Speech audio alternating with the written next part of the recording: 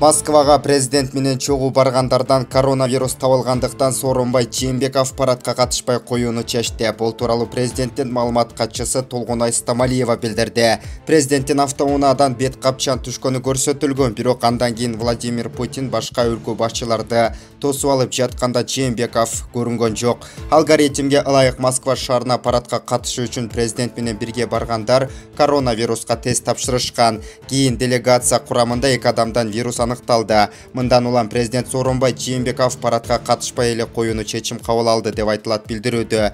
Белгилей кетсек, ушул тапта Москва шаарында улуу жеңиштин 75 жылдыгына арналган аскердик парад өтүп жатат. Бул жылы коронавирус пандемиясынан улам Москва шаарында улуу жеңиштин 75 жылдыгына арналып 9 май күнү өтө турган иш-чаралардын бардыгы кийинкиге жылдырылган эле. Ал эми жеңиш парады 24 июнга белгиленген болчу.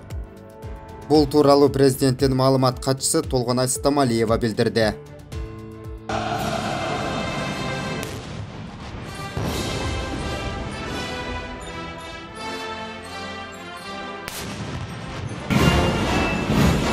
На Красной площади подразделения Вооруженных сил Кыргызской Республики под боевым знаменем 8-й гвардейской Режецкой краснознаменной орденов Ленина и Суворова мотострелковой дивизии имени генерал-майора Панфилова.